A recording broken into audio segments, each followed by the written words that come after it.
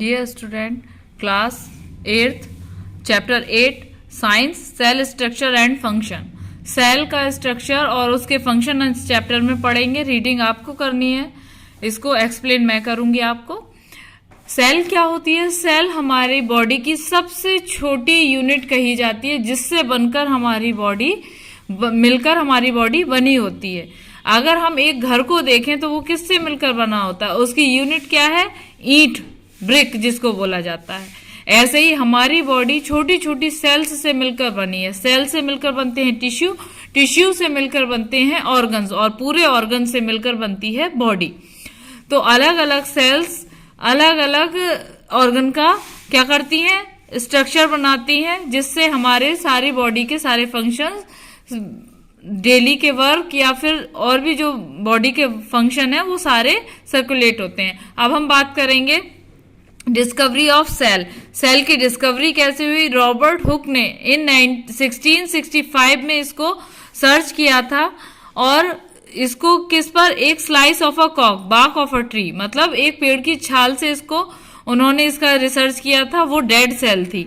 अब हम बात करते हैं जो सेल क्या होती है। मैं आपको बता चुकी हूं कि सेल हमारी एक सबसे छोटी यूनिट होती है हमारी बॉडी की। Cell number and the size and shape. Cell का नंबर, सेल के साइज और सेल का शेप। सेल 2 टाइप्स की होती है, यूनिसेल्युलर और मल्टीसेल्युलर। यूनिसेल्युलर यानी सिर्फ एक जो सेल होती है उसमें ही सारा वर्क किया जाता है, सारी एक्टिविटी उसी में परफॉर्म होती हैं।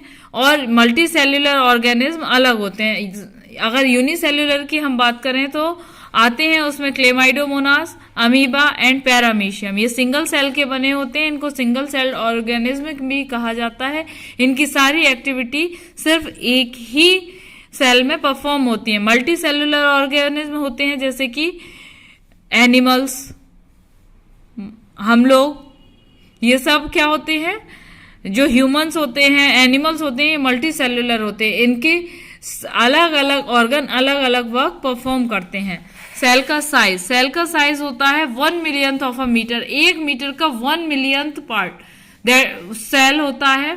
और cell mostly cells unaided eye से नहीं देखी जा सकती, और जो सेल अनएडेड आई से देखी जाती हैं वो सबसे बड़ी सेल कहलाती है ऑस्ट्रिच एग की सेल सबसे बड़ी होती है। उसके बाद आते हैं हेंस एग, वो भी एक उसका एग्जाम्पल है सेल का।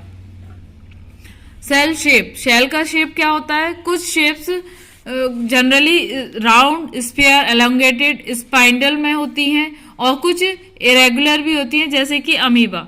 अमीबा सारा अपना शेप चेंज हर समय कर सकता है। कुछ लंबी होती हैं सेल, जैसे कि ब्रांच सेल कहा जाता है, यानी नर्व सेल जिनको बोला जाता है। अमीबा इरेगुलर शेप का क्यों होता है? वो इसलिए क्योंकि उसको अलग अलग, सिंगल सेल होता है और उसको अलग अलग वर्क करने के लिए अलग अलग शेप में जाना पड़ता है। जैसे कि पेसिडोपीडिया, पेसिडोपीडिया होते हैं फॉल्स फीट, नकली फीट जिनको बोला जाता है। वो अपने फूड को कैप्चर करने के लिए पेसिडोपीडिया का यूज करता है। अब हम बात करेंगे इसके स्ट्रक्चर की बात और इसके फंक्शन की बात करेंगे। Function, part of a cell कौन कौन से होते हैं ये हम यहां से बात करेंगे। 3 पार्ट्स होते हैं, सेल मेम्ब्रेन, साइटोप्लाज्म और protoplasm. Cell membrane, cell membrane house, जैसे कि हमारे घर की दीवार होती है ऐसे ही सेल में सेल मेम्ब्रेन होती है जो प्रोटेक्टिव कवर का काम करती है, जिसको सेल मेम्ब्रेन कहा जाता है। और ये किससे? लाइपोप्रोटीन से मिलकर बनी होती है, लिपिड और प्लस प्रोटीन। और ये क्या करती है? सेल को शेप देती है, सेल की प्रोटेक्ट करती है, कंट्रोल और एंट्री, एग्जिट और एंट्री को कंट्रोल करती है। और इसका क्या काम है? इसको सेल सेमी प्रेम्बलर मेम्ब्रेन भी कहा जाता है। नेक्स्ट हम बात करेंगे साइटोप्लाज्म की। कीटोप्लाज्म का हॉलो और प्लाज्म लिक्विड। साइटोप्लाज्म जेली जैसा फ्लूइड होता है, और ये सेल मेम्ब्रेन के और न्यूक्लियर मेम्ब्रेन के बीच में फिल होता है। और इसका काम क्या है? इसका वर्क होता है, ये अलग अलग वेरियस फंक्शंस को परफॉर्म करने में काम आता है ये। और इसमें क्या क्या इंक्लूड होता है साइटोप्लाज्म में? Mitochondria, plastids, endoplasmic reticulum, ribosomes, lysosomes, vacuole, Golgi body और द सेंट्रोसोम्स। माइटोकॉन्ड्रिया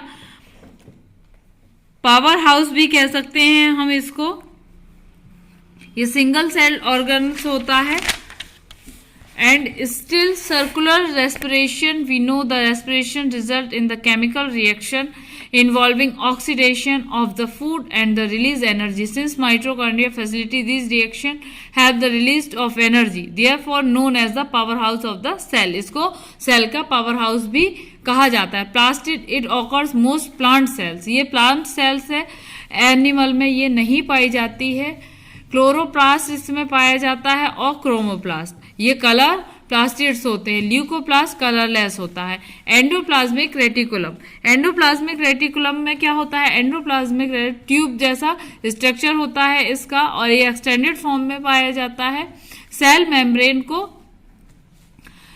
और साइटोप्लाज्म को लिंक करता है। ये ribosomes the granules, small granules होते हैं ये जो साइटोप्लाज्म में फ्रीली मूव करते हैं। लाइजोसोम्स ऑर्गेनल्स डाइजेस्टिव एंजाइम होता है इसमें, ये सारी डाइजेस्टिव ऑर्गेनल्स को परफॉर्म करता है। इसको सुसाइड बैग भी कहा जाता है। Vacuole are the cavities filled with a fluid called cell sap, cell sap भी कहा जाता है इसको। ये बिगर साइज में होता है। And the more number of plants animals there are less in number, किसी किसी एनिमल में कम भी पाया जाता है। अब हम बात करते हैं Golgi body. Golgi bodies are the organelles help to perform secretory functions and all animal cell, plant cell. Centrosomes present only in animal cells, centrosomes plants में नहीं पाया जाता है, ये सिर्फ एनिमल सेल्स में पाया जाता है।